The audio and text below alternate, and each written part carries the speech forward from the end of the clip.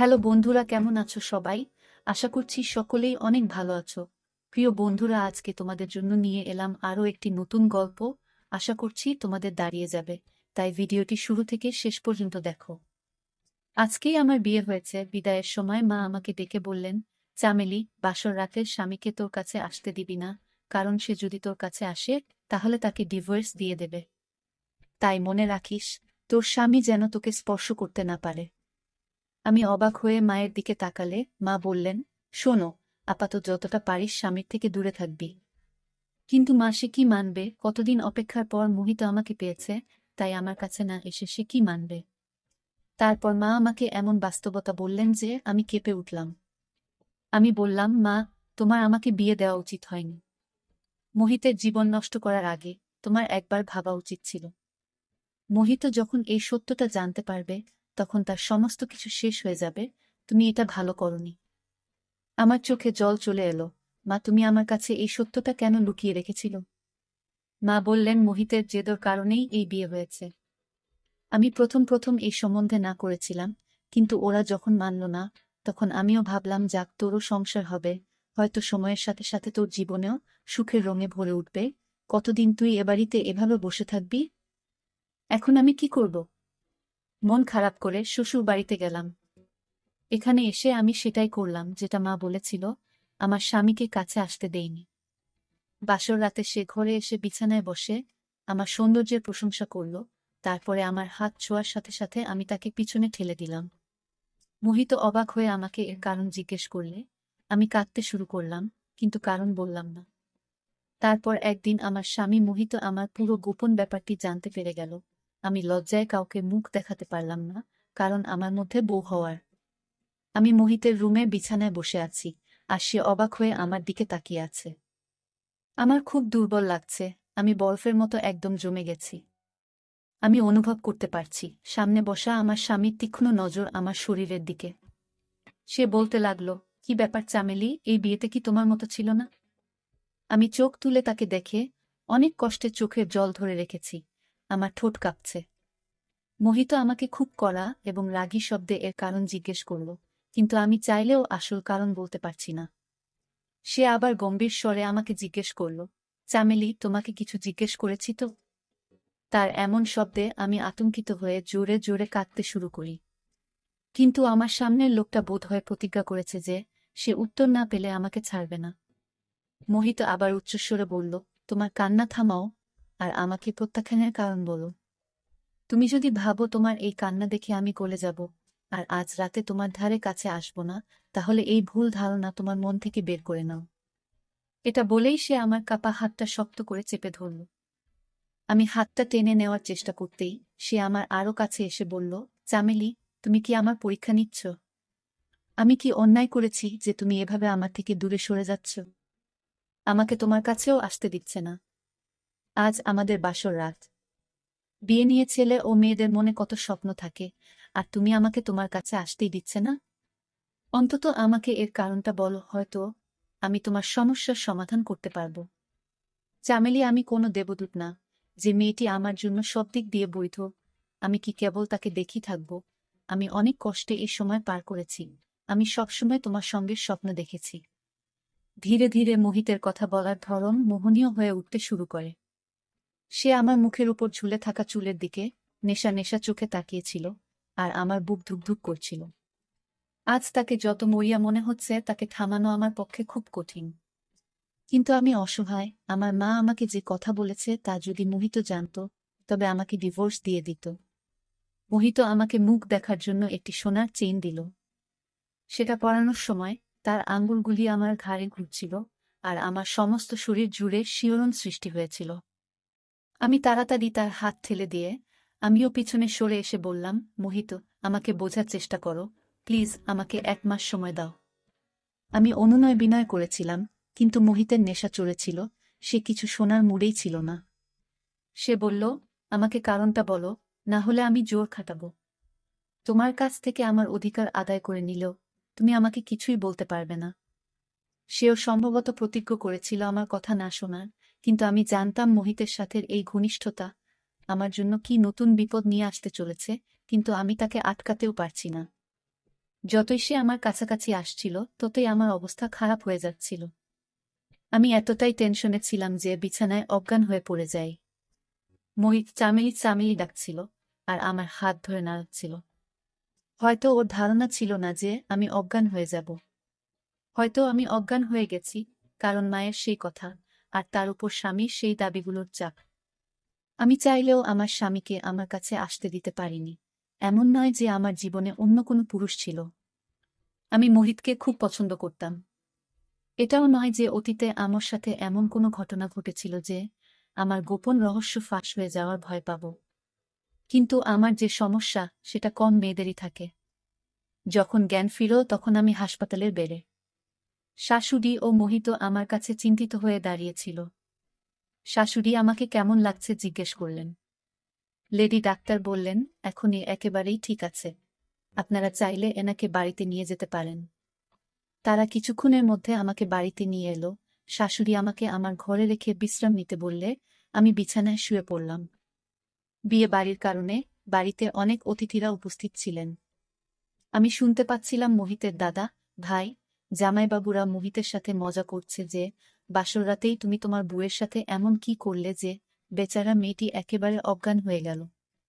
একটি ফুলের মতো মেয়ে, তোমার ধীরে সুস্থে এগানো উচিত ছিল। কিন্তু তুমি তো ফুলটাকে দুমড়ে মুচড়ে দিয়েছ। তারা একটা মজা করার সুযোগ পেয়েছে, তাই তারা আর থামে। সবাই কি ভাবছিল জানি না, তবে আমি নিজেই লজ্জা পাচ্ছিলাম, কারণ আমার কারণে মোহিত সবার সামনে লজ্জিত হচ্ছিল। কেউ তাকে উপদেশ দিচ্ছিল 4 দিন ওই রুমের ধারে কাছেও যাবে না। কেউ আমার শাশুড়িকে বলছিল যে তুমি নিজের কাছে তোমার বৌমাকে রাখো, পাছে মোহিতের মুখ দেখে নতুন বউ আবার অজ্ঞান হয়ে যায়। হাসি মজার শব্দে আমি নিজের চোখেই ছোট হয়ে যাচ্ছি, কিন্তু আমিও অসহায়। আমি যদি আমার স্বামীকে আসল কারণটা বলি তাহলে সে আমাকে ডিভোর্স দিয়ে বাড়ি থেকে বের করে দেবে। আমি যদি কিছু নাও বলি তাহলেও আমাদের সম্পর্কের কয়েক মাসের মধ্যেই সে জানতে পারবে। কিছুদিন শাশুড়ি আমার কাছে আসতে থাকলেন। তিনি আমাকে খাবারও খাওয়াতেন। তিনি খুব নরম মনের এবং স্নেহময়ী মহিলা। ধীরে ধীরে সমস্ত অতিথিরিও চলে গেল, আমার শরীরও ঠিক হয়ে গেল। তাই আমি নিজেই রান্নাঘরের কাজ করতে থাকলাম, যদিও আমার শাশুড়ি আমাকে নিষেধ করেছিলেন। মোহিত খুব চুপচাপ থাকত এবং খাওয়ার সময় আমার দিকে অভিযোগের চোখে তাকিয়ে থাকত। শ্বশুর বাড়িতে শুধু মোহিত আর আমার শাশুড়ি থাকতেন। মোহিত আমার শাশুড়ির একমাত্র ছেলে। যদিও সব অতিথি চলে গেছে, কিন্তু শাশুড়ি তার বান্ধবী ও তার মেয়েকে জোট করে রেখে দিয়েছেন। শাশুড়ির বান্ধবীর মেয়ে আমার সমবয়সী, তার গ্রাজুয়েশনের পরীক্ষা হয়ে গেছে। তাই মা মেয়ে মাসখানেক এখানে থাকার প্ল্যান করেছিলেন। দিয়াও সুন্দরী, কিন্তু যে জিনিসটি আমাকে বিরক্ত করত তা হল সে মোহিতের সাথে খোলামেলাভাবে মিশত এবং মোহিতের সাথে হেসে হেসে কথা বলত। সেদিনও খাওয়ার টেবিলে বসে দিয়া কি কি নিয়ে কথা বলে যাচ্ছিল, কিন্তু মোহিত তার কথায় পাত্তা দিচ্ছিল না। তার চোখ আমার দিকে স্থির ছিল। সে মুখে কিছু বলছে না, কিন্তু তার চোখ আমাকে যা বলছে তা আমি জেনেও না জানার ভান করলাম। রাতে রান্নাঘরের কাজ করছিলাম, সবাই যে যার রুমে চলে গিয়েছে। কিছুর অনুভূতি হওয়ায় ঘাড় ঘুরিয়ে দেখলাম মোহিত আমার ঠিক পিছনে দাঁড়িয়ে। সে বলল, মাথা ব্যথায় আমার ঘুম আসছে না, 1 কাপ চা বানিয়ে দাও তো। ভাবলাম চায়ের কথা বলে বেরিয়ে যাবে। আমি চায়ের কেটলিটা গ্যাসের উপর রাখলাম। আমি রান্নাঘরে কাজ করার সময় রান্নাঘরের দরজায় ওড়না ঝুলিয়ে রাখতাম, কারণ এই সময় আমি রান্নাঘরে একাই থাকি আর বাড়িতে কোনো দেওর বা ভাসুরও ছিল না।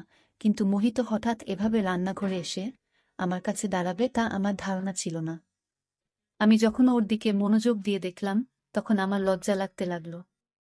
ও রান্নাঘরের দরজার কাছেই দাঁড়িয়ে, আর আমার ওড়নাটাও সেখানেই ঝুলছে। আমি ওড়না নিয়ে নিজের গায়ে দিতেও পারছি না। তাই যত তাড়াতাড়ি সম্ভব চা বানানোর চেষ্টা করলাম, কিন্তু আজ গ্যাসের চুলাটা খুব আস্তে জ্বলছে, হয়তো কোনো নোংরা আটকে গেছে। এত আস্তে জ্বললে চা তৈরি হতে 1-5-2-0 মিনিট লেগে যাবে, আর এভাবে 1-5-2-0 মিনিট দাঁড়ানো আমার পক্ষে কঠিন হয়ে যাচ্ছে। বারবার মোহিতের চোখে আমার চোখ পড়ছিল আর আমার হার্টবিট বেড়ে যাচ্ছিল। তারপর হঠাৎ মোহিত বলল, চামেলি, তোমার চুল খুব সুন্দর। আমি খেয়াল করলাম ও আমার দিকে আরেকটু এগিয়ে এসেছে। রান্নাঘরটা খুব ছোট, তাই ও আমার খুব কাছে চলে এসেছে। আমি খুব নার্ভাস ফিল করছি। ও আমার সামনে দাঁড়িয়ে আমার মুখের দিকে তাকিয়ে বলল, জানো, আমি তোমাকে আমার বন্ধুর বিয়েতে প্রথম দেখেছিলাম। যতক্ষণ আমি বিয়ের অনুষ্ঠানে ছিলাম, আমার চোখ সবসময় তোমার দিকেই স্থির ছিল। সেখানেই আমি মনে মন তোমাকে ভালোবেসে ফেলি। তখন থেকে তোমার সাথে সম্বন্ধ ঠিক না হওয়া পর্যন্ত আমি কোনোমতেই শান্তি পাচ্ছিলাম না। এই বলে মোহিত আমার আরও কাছে চলে এলো, আর আমি পিছিয়ে সেলফে গিয়ে ঠেকলাম। মোহিত, প্লিজ সরো। আমাকে আমার ওড়না নিতে দাও বলে আমি আমার কপালের ঘাম মুছলাম। মোহিত বলল, এখানে অপর কেউ নেই যার থেকে তোমাকে নিজেকে লুকাতে হবে। মোহিত আমার আরও কাছে এসে আমার কোমর ধরে আমার ঘাড়ে ঠোঁট রাখল ওর গরম নিঃশ্বাসে। আমি গলে যেতে লাগলাম। আমার অবস্থা আরও খারাপ হতে লাগল। আমার মুখ ওর কবজায় নেওয়ার আগেই আমি ওকে পিছনে ধাক্কা দিয়ে রান্নাঘর থেকে বেরিয়ে তাড়াতাড়ি আমার রুমে গিয়ে দরজা বন্ধ করে দিলাম। আমি কিভাবে মোহিতকে থামতে পারি? সে আমার স্বামী এবং আমাকে ভালোবাসে। সে তার বন্ধুর বিয়েতে আমাকে দেখে আমাদের বাড়িতে সম্বন্ধ পাঠিয়েছিল। আমার মা প্রথমে এই সম্বন্ধে রাজি হননি, কিন্তু মোহিত সম্বন্ধ নিশ্চিত না হওয়া পর্যন্ত আমাদের বাড়ির চৌকাঠ ছাড়েনি। আর আজ এত অপেক্ষার পর সে আমাকে স্ত্রী হিসেবে পেয়েছে, কিন্তু সে আমাকে তার মন ভরে ভালোবাসতেও পারেনি, কারণ আমি তাকে অনুমতি দেইনি। সে তো তার জায়গায় ঠিকই ছিল, কিন্তু আমি সেই এক সমস্যায় আটকে ছিলাম। সে আমার জন্য সমস্যা হয়ে দাঁড়িয়েছিল। টেনশনে আমি কাঁদতে লাগলাম। আমি পাথর না, এটা একটা স্বাভাবিক সম্পর্ক। মোহিত যতটা আমার ভালোবাসা এবং সঙ্গ পাওয়ার জন্য ব্যাকুল ছিল, আমিও ততটাই তার সঙ্গ পাওয়ার জন্য আকুল ছিলাম।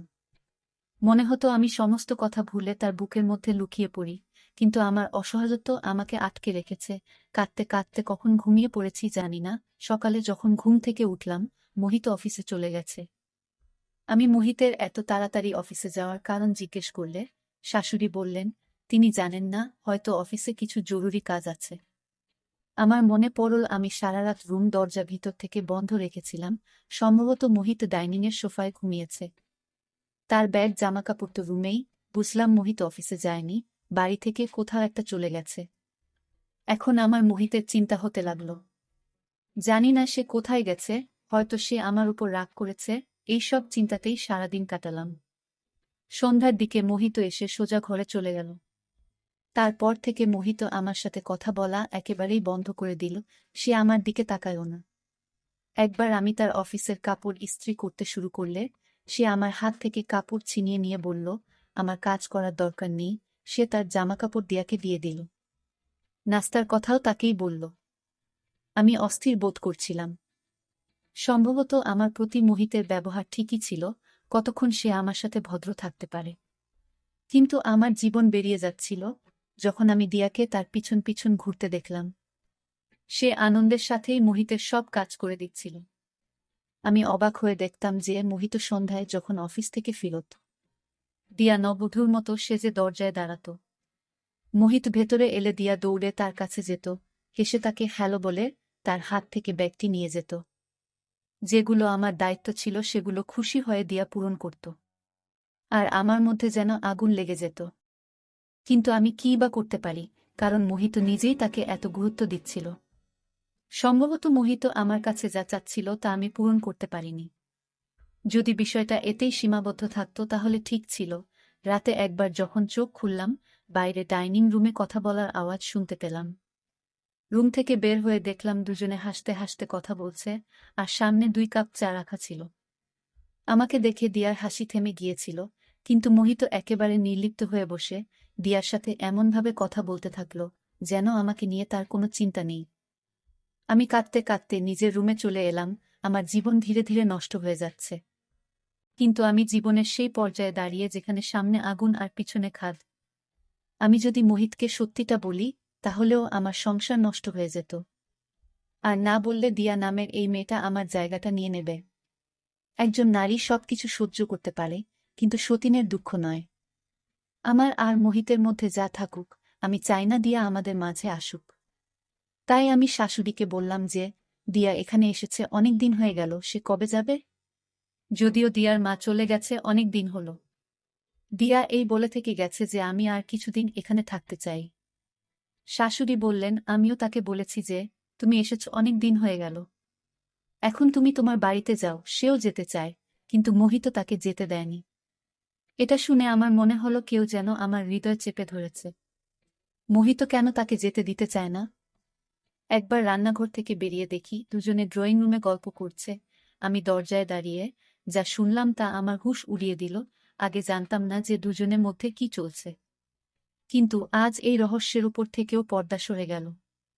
আমি এই ভুল ধারণার মধ্যে ছিলাম যে মোহিত আমাকে ভালোবাসে, কিন্তু বাস্তব হয়তো অন্য কিছু। কারণ আমি যা শুনেছিলাম তাতে বুঝতে পারলাম যে আমার স্বামী আমাকে ভালোবাসে না। এই বিয়েটা বোধহয় সে বাধ্য হয়ে করেছে, নইলে তো সে শুধু দিয়াকেই ভালোবাসত। আর দিয়াও এখানে থেকেছে শুধু তার কথায়। আমি কাঁদতে কাঁদতে আমার রুমে চলে এলাম। রাতের খাবারও খাইনি। আমার শাশুড়ি এসে জিজ্ঞেস করলেন, তুমি কেন খাবে না? আমি মাথা ব্যথার অজুহাত দিয়ে মাঝ রাত অবধি কান্নাকাটি করে কাটিয়ে দিলাম। রাত 2টার দিকে ড্রয়িং রুম থেকে ফিসফিস শব্দ আসতে লাগল। রুম থেকে বেরিয়ে এসে দেখি ড্রয়িং রুমের দরজা বন্ধ। ড্রয়িং রুমের জানালা দিয়ে তাকাতেই চমকে উঠলাম, দিয়া মোহিতের কোলে। চোখ বড়বড় হয়ে গেল এবং আমার শরীর কাঁপতে লাগল। আমি ঘামে ভিজে গেছি। ঈশ্বরকে ধন্যবাদ জানালাম যে আমি যা দেখেছি তা স্বপ্ন ছিল। আমি উঠে তাড়াতাড়ি ঘর থেকে বেরিয়ে ড্রয়িং রুমে গিয়ে দেখলাম মোহিত তার ল্যাপটপে কিছু কাজ করছে। আমি কাঁদতে কাঁদতে তার কাছে বসলাম। সে আমাকে দেখে কিছুটা বিরক্ত হয়ে জিজ্ঞেস করল, কি ব্যাপার, তুমি আবার কাঁদছো কেন? আমি বললাম, মোহিত, তুমি আজকের পর দিয়ার সাথে কথা বলবে না। আমার কথা শুনে প্রথমে সে কিছুক্ষণ আমার দিকে তাকিয়ে রইল, তারপর ল্যাপটপ বন্ধ করে বলল, কথা বলবো না কেন? আমি বললাম, তোমার মনে যদি দিয়াই ছিল তাহলে আমাকে বিয়ে করলে কেন? সে বলতে লাগল, আমি খুব ভুল করেছি যে আমি দিয়ার কদর না করে তোমাকে দেখে তোমার জন্য পাগল হয়ে তোমাকে বিয়ে করেছি। দিয়া আমাকে আগে থেকেই ভালোবাসতো আর আমাকে বিয়ে করতে চাইতো। এখন আমিও বুঝতে পেরেছি, তাই আমি দিয়াকে বিয়ে করতে চাই। এটা শুনে আমি একদম পাগল হয়ে গেলাম আর ফুপিয়ে ফুপিয়ে কাঁদতে কাঁদতে বললাম, তুমি এটা করতে পারো না। তুমি আমাকে এভাবে নষ্ট করতে পারো না।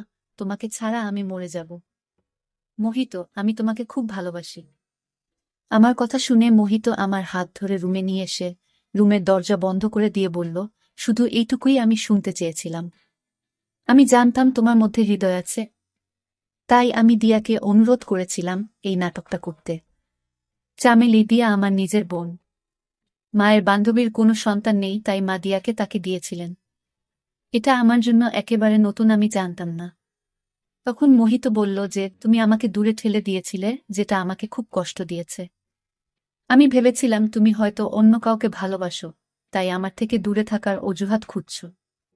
আমি দিয়ার সাথে মিলে এই নাটকটি করেছি, আর আজকে তোমার অভিব্যক্তি আমাকে আনন্দ এবং শান্তিতে ভরিয়ে দিয়েছে। মোহিত আমার কাছে আসতে লাগল, এত কাছে যে সে আমাকে তার বুকে জড়িয়ে নিল। মোহিত মাতাল স্বরে বলল, চামেলি, তোমার মন থেকে সব ভয় দূর করে দাও। আমি তোমার স্বামী, আমি তোমাকে খুব ভালোবাসি, তোমাকে কখনোই কষ্ট দেব না। এবার আমি তাকে আর আটকাতে পারলাম না, কারণ আমি আমার ভালোবাসা প্রকাশ করে দিয়েছি। সারারাত এই ভয়ে কাটালাম যে যেদিন মোহিত আমার সত্যিটা জানবে সেদিনই হবে এই বাড়িতে আমার শেষ দিন। যাই হোক, আমার সঙ্গ পেয়ে মোহিত খুব খুশি। কিছু দিন পর দিয়াও ফিরে গেল। কিন্তু আমি সবসময় ভয়ে ভয়ে থাকতাম যে মোহিত যখন আমার সত্যটা জানতে পারবে তখন আমার কি হবে। মাত্র কয়েক মাস হয়েছে আমাদের বিয়ে। একদিন খাওয়ার সময় আমার শাশুড়ি বলতে শুরু করলেন, মোহিত, যত তাড়াতাড়ি সম্ভব আমাকে নাতিপুতির সুখ বসো। তুই আমার একমাত্র ছেলে, আর আমি তাড়াতাড়ি দাদি হতে চাই। এই নির্জন বাড়িতে ছোট বাচ্চার কান্নার আওয়াজ। একটা শোনা মাত্রই আমার হাত থেকে প্লেট পড়ে গেল। আমি তাড়াতাড়ি প্লেটটা তুলে নিলাম। মোহিত আমার দিকে তাকিয়ে বলল, কি ব্যাপার চামেলি, তুমি টেনশনে আছো মনে হচ্ছে। আমি তাকে কি উত্তর দেব?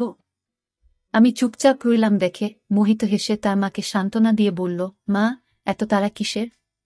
তুমি তাড়াতাড়ি সুখবর পাবে, কিন্তু আমার শাশুড়ির যেন খুব তাড়া, এবং হয়তো তার তাড়া স্বাভাবিক। তার মাত্র 2টি সন্তান, তার মধ্যে দিয়াকে তিনি তার বান্ধবীকে দিয়েছিলেন, তার কাছে শুধু মোহিত ছিল। এই বাড়িটি বহু বছর ধরে ফাঁকা পড়ে আছে, সেজন্যই তার বাচ্চার খুব তাড়া। তার মায়ের বারবার পীড়াপিড়িতে মোহিত আমাকে একজন মহিলা ডাক্তারের কাছে নিয়ে গেলে তিনি অনেক টেস্ট লিখে দিলেন। আমি খুব অস্থির ছিলাম, এসব কিছু ঠিক হচ্ছিল না। আমি ভয়ে ভয়ে মোহিতকে বললাম, মায়ের বাচ্চা নেওয়ার এত তাড়া কেন? মোহিত আমার হাত ধরে বলল, চামেলি, বাচ্চা আমারও খুব পছন্দ, আমি শুধু চাই সৃষ্টিকর্তা যেন আমাকে একসাথে 2টো বাচ্চা দেন। মোহিতের 2টি সন্তানের কথা আমার হৃদয়কে নাড়া দেওয়ার জন্য যথেষ্ট।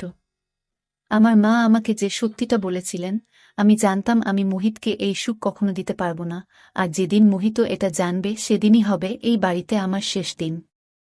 সে কখনই আমাকে এটার সাথে মেনে নেবে না। তারপরে আল্ট্রাসাউন্ড করার সময় যেভাবে ডাক্তার একবার আমার মুখের দিকে একবার আল্ট্রাসাউন্ড স্ক্রিনের দিকে তাকাচ্ছিল, তাতে যেন আমার আত্মা আমার শরীর থেকে বেরিয়ে যাচ্ছিল। আমার চোখ থেকে অশ্রু ঝরতে লাগল। আমি ডাক্তারকে অনুরোধ করলাম আমার স্বামীকে এই সম্পর্কে কিছু না বলার জন্য। কিন্তু তিনি বলতে লাগলেন, আমাদের এই ক্ষমতা নেই, আর আমি না বললেও অন্য কোনো আল্ট্রাসাউন্ডের লোক এই কথা বলবে, তুমি বেশিক্ষণ লুকিয়ে রাখতে পারবে না। সবচেয়ে ভালো হয় তুমি নিজেই তোমার স্বামীকে সত্যিটা বলো। আমি তাকে অনুনির্বিনয় করতে লাগলাম যে আমার সংসার ভেঙে যাবে, কিন্তু হয়তো আমার কপাল খারাপ। রিপোর্ট মোহিতের কাছে পৌঁছে গেল। লেডি ডাক্তার রিপোর্টটা দেখার সাথে সাথে আমাকে অবাক চোখে দেখতে লাগলেন। আর তিনি মোহিতকে আমার রিপোর্টের সব সত্যিটা বলে দিলেন। আমি পাথরের মতো চেয়ারে বসে রইলাম, মোহিত আমার সত্যিটা জেনে গেছে। মোহিতের বদলে যাওয়া চেহারা দেখে আমার জীবন বেরিয়ে যাচ্ছিল।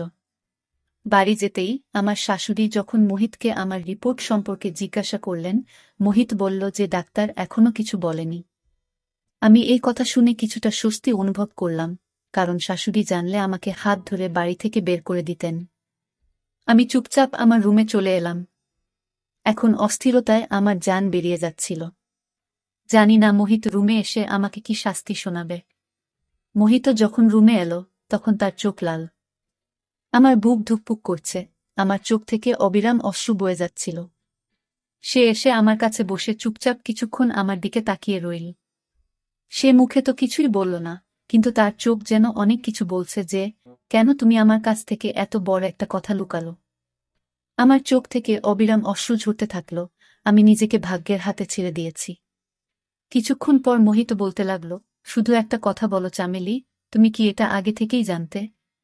আমি নাতে মাথা নেড়ে বললাম, আমার মা বিয়ের রাতে আমাকে এই কথা বলেছিল, তাই আমি তোমাকে আমার কাছে আসতে দিতাম না, যাতে সত্যটা জানার পর তুমি আমাকে ডিভোর্স না দাও। এই বলে আমি কাঁদতে লাগলাম। সে বলল, চামেলি তুমি এটা ভালো করনি। তুমি জানো আমি আমার মায়ের একমাত্র সন্তান, যদি তোমার মা সত্যিটা জানতো, তাহলে আমাদেরকে অন্ধকারে রেখে অন্যায় করেছেন। এই কথা বলেই মোহিত ঘর থেকে বেরিয়ে গেল, সারা রাত আর রুমে আসেনি। বিয়ের রাতে মা কাঁদতে কাঁদতে আমাকে বলেছিলেন যে জন্ম থেকেই আমার মধ্যে জরাজু নেই, আমি কখনই মা হতে পারব না। 5 বছর বয়স পর্যন্ত আমার পিরিয়ড হয়নি দেখে আমার মা টেনশনে ছিলেন। আমার 6 বছর বয়সেও যখন পিরিয়ড হলো না, তখন তিনি আমাকে একজন মহিলা ডাক্তারের কাছে নিয়ে যান, যেখানে আমার আল্ট্রাসাউন্ড হয়েছিল, কিন্তু মা তখন আমার কাছ থেকে এই সত্যটা লুকিয়ে রাখেন। তিনি শুধু বলেছিলেন আমার মধ্যে সামান্য ঘাটতি আছে, যা সময়ের সাথে সাথে পূরণ হয়ে যাবে, এবং আমি স্বাভাবিক হয়ে যাব। আমিও এটা ভুলে গিয়ে নিজের জীবন নিয়ে মগ্ন ছিলাম, কিন্তু বিয়ের রাতে মা আমাকে এই সত্যটা বলেন, এবং সঙ্গে আমাকে এটাও বলেছিলেন যতটা সম্ভব মোহিতের থেকে দূরে থাকতে, কারণ সে যদি তার সাথে সম্পর্ক করে, স্পষ্টতই কিছুদিন পরে বাচ্চার কথাও বলবে, এবং এর জন্য যখন তোকে ডাক্তারের কাছে নিয়ে যাবে, তখন তারাও এই সত্যটা জেনে যাবে। আর আজকে সেই দিনটি এসে গেছে। মোহিতের কাছে আমার রহস্য প্রকাশ পেয়ে গেছে। আমি অঝরে কাঁদছিলাম, কিন্তু সে একবারও আমার চোখের জলে মুছিয়ে দিতে আসেনি। সকালেই বুঝতে পেরেছি আমাকে নিয়ে কি সিদ্ধান্ত হতে চলেছে। সকালে যখন ঘর থেকে বেরোলাম, তখন মোহিত ওর অফিসে চলে গেছে। সারাটা দিন অস্থিরভাবে কাটিয়েছি, বাড়িতে ফিরে এসেও ওর মুখে বিষণ্ণতার ছাপ। সে হাতে রিপোর্টগুলো নিয়ে শাশুড়ির সামনে রাখে।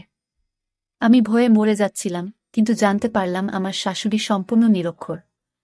তিনি বললেন, মোহিত, আমি এসব রিপোর্টও কি বুঝি, এতে কি লেখা আছে সেটা আমাকে বল। মোহিত বলল, মা, আমি তোমাকে কখনো বংশধর দিতে পারবো না, সন্তান জন্মানোর ক্ষমতাই আমার নেই, আমার কোনোদিন সন্তান হবে না। এই বলে মায়ের কোলে মাথা রেখে সে কাঁদতে লাগল। শাশুড়িকে জড়িয়ে ধরে আরও বলল, দয়া করে আমাকে সন্তানের জন্য আর জিজ্ঞেস করবে না। আমি তোমাকে সবকিছু দিতে পারি, কিন্তু সন্তান কোনোমতেই না। এসব শুনে আমার গায়ের রং ফ্যাকাশে হয়ে গেল। মোহিত সবকিছু নিজের উপরে নিয়ে আমাকে সবকিছু থেকে মুক্তি দিয়ে দিল। আমার শাশুড়িও কাঁদছেন, আর আমি হতবাক হয়ে আমার স্বামীর দিকে তাকিয়ে রইলাম যে এটা পুরুষের কোনো রূপ, যেটা মোহিতের রূপে আমার সামনে। আমার শাশুড়ি কিছুক্ষণ কান্নাকাটি করে তারপরে তিনি বললেন, চিন্তা করিস না মোহিত, অনাথ আশ্রম থেকে একটা বাচ্চা নিয়ে আসিস, আর আমরা নিজের মনে করে তাকে মানুষ করব। কিন্তু তুই মন খারাপ করিস না, আমি আর কখনো তোকে সন্তান নিতে বলবো না। রুমে এসে মোহিত প্রাণহীন মানুষের মতো শুয়ে পড়ল। আমি তার কাছে গিয়ে তার পা ধরে কাঁদতে কাঁদতে বললাম, তুমি একই করলে? আমার ত্রুটিগুলো নিজের মাথায় নিয়ে নিলে।